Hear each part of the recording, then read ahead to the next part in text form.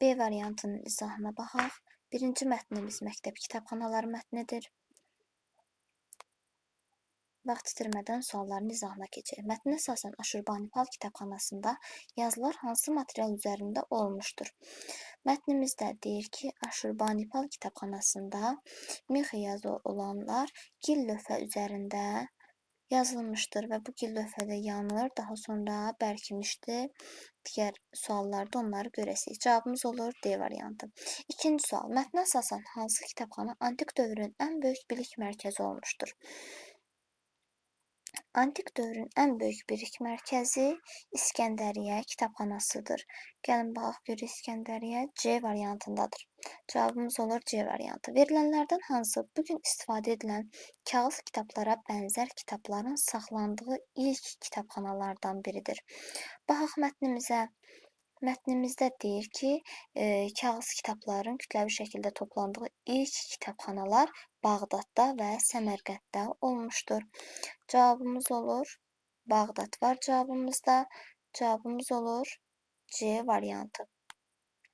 Dördüncü sual. Mətnə əsasən dünyada kitabxanaların çoxalmasının səbəbi nə olmuşdur? Mətnimizdə göstərir ki, kitab çapı ixtira olundu. Kitab çapı ixtira olunandan sonra artıq kitablar çoxalmağa başladı. Cavabımız olur B variantı. Mətnə əsasən papirusdan sonra perqament yaranmışdı. Kağızdan əvvəldə elə perqament yaranmışdı. Perqamentdə heyvan dərisi adlanır. Cavabımız olur A variantı. 6-cı sual. Nədə düşüb bura? 6-cı sual. Həm qədim dövrdə, həm də bugünkü kitabxanalarla bağlı ortaq məlumat hansıdır? Ev tapşırıqlarının hazırlanması, xeyr, biliklərin qorunaraq ötürülməsi. Bəli, hal-hazırda da, keçmişdə də kitabların yaranmasına, yazılmasına səbəb bu biliklərin qorunması və gələcək nəsillərə ötürülməsidir. Cavabımız olur B variantı. Yay mütaliəsinə aid şəklə hansı detal artırılırsa, ayanın təsvirinə uyğun olar?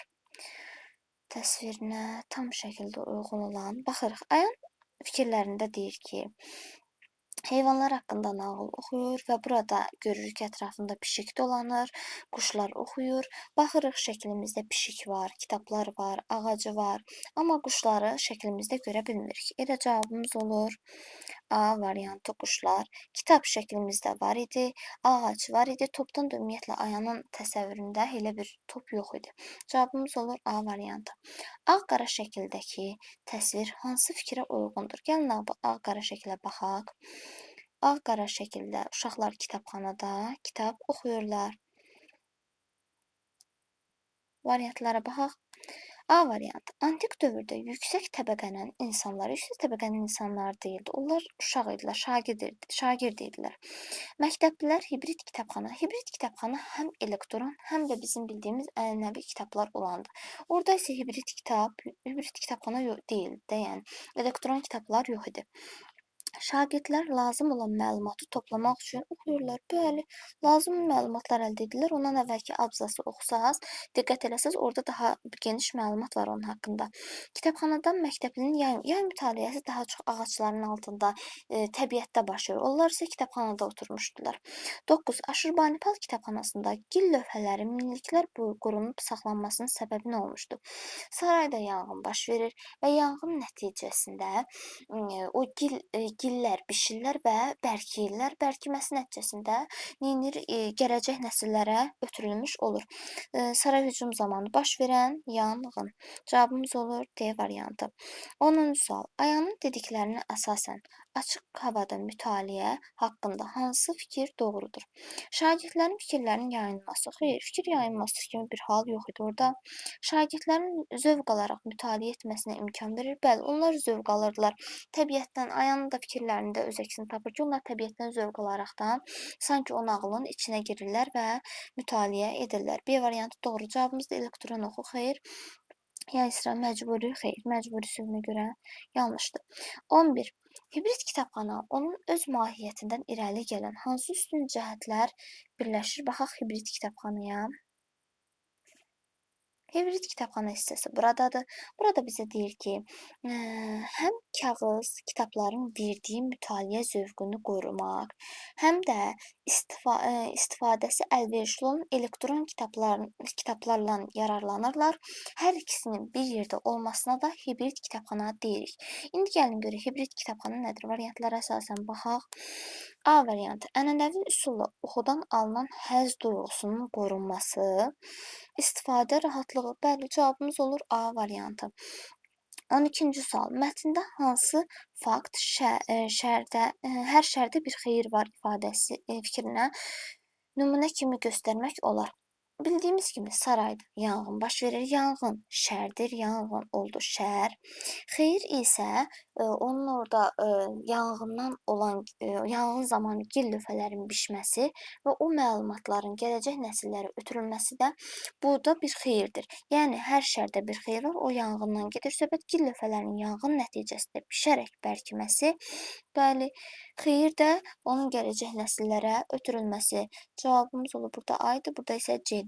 Mətnə görə müasir kitabxanadakı elektron materiallar informasiya əldə etməyi asanlaşdırsa da çatışmazlığı var. Yəni deyir ki, elektron kitabların müsbət cəhətləri haqqında da məlumat verir, amma mənfi cəhətlər haqqında da məlumat verir. Baxaq görək mənfi cəhətləri hansı cümlələrdə öz əksini tapır. Elə burada variant olaraq düzgün bir cümlə yazılmışdı. Deyir ki, ancaq təcrübə göstərir ki, elektron materiallar kağız kitabın verdiyi dərin hissi, düşüncə zövqünü, təxəyyül genişliyini əvəz edə bilmir. Bu cümləni yazsanız tam bal ala bilərsiniz. Sonra ikinci mətnimiz çərpənək mətnidir. Onurun həftələrlə masa arxasında işləməsi nəyi göstərir? Tapşırığın onun üçün çətin olması xeyr onun üçün çətin deyildi. Təlimatı tam əməl etməməsi əməl edirdi. Zamanla işə olan marağı artmışdı. Bəli, onun marağı artmışdı. O oynamağa belə getmirdi. Ancaq istəyirdi ki, o çərpənəngi tezliklə bitirsin. Mətnə görə Onur çərpənəngin hazırlaması zamanı hansı iş atasından daha məharətlə görürdü? Orada düyün vurmaq məsələsi var idi. Düyünü də Onurun əlləri balaca olduğu üçün o daha yaxşı vururdu. Cavabımız olur B variantı. Çərpənəng hazırlamaq Onur üçün niyə xüsusi əhəmiyyət daşıyırdı? Onun və atasının zəhməti sayəsində başa gəldiyi üçün hər ikisi bir yerdə əziyyət çəkmişdilər. Həm maraqlı, həm də çətin bir yol nəticəsində o çərpənəngi hazırlamışdılar. Və ona görə onun üçün dəyərli idi ki, o həm özü, həm də atasının əməyi nəticəsində ərsəyə gəlmişdi. Cavabımız olur A variantı. Daha sonra növbəti mətnimiz rəqəmsal məktəb platformasından istifadə.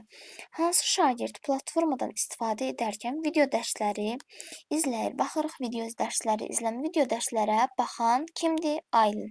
Cavabımız olur C variantı. 18.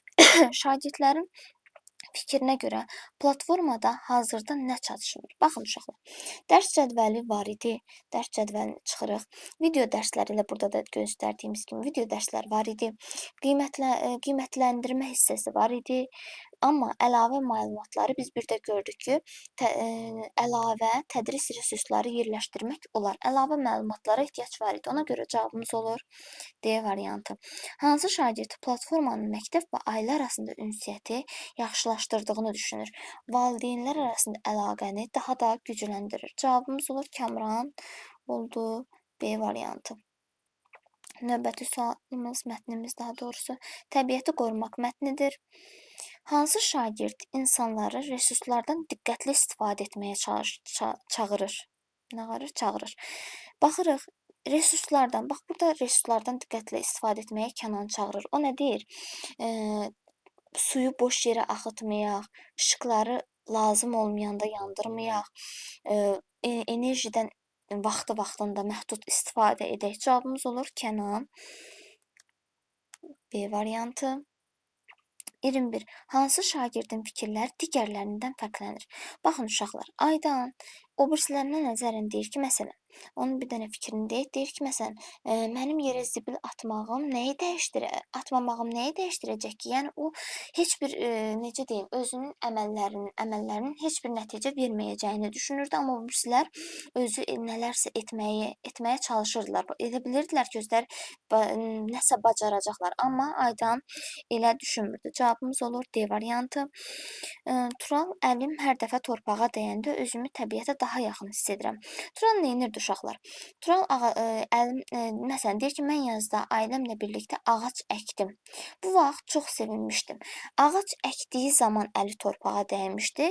Deyir ki, burada hansı fəaliyyət icra edirdi, nəzərdə tuturdu. Ağac əkməyi nəzərdə tuturdu. Növbəti mətnimiz babanın məsləhəti mətnidir. Bunun iki sualı yoxdur. Bundan əvvəlki A variantında bunun bütün sualları var. Oradan baxa bilərsiniz uşaqlar. A variantında deyir ki, daha şuurlu oxumağa başladı. Bəli. Baxın uşaqlar, burada baba Ceyhuna məsləhət verir ki, nə deyir burada, bir dəqiqə qoy hissəni tapım. Qeydlər aparanda daha diqqətli olursan, kitabın məzmununun yaddaşında yaxşı qalır, gələcəkdə lazım olanda o qeydlərə baxa bilirsən. Yəni şuurlu, daha düşünə-düşünə neynir? Ceyhun bundan sonra neynir? Daha düşünə-düşünə oxuyur, qeydlər edərək oxuyur. Düşünə-düşünə oxunmaq da şuurlu oxumaq deməkdir. Cavabımız olur A variantı.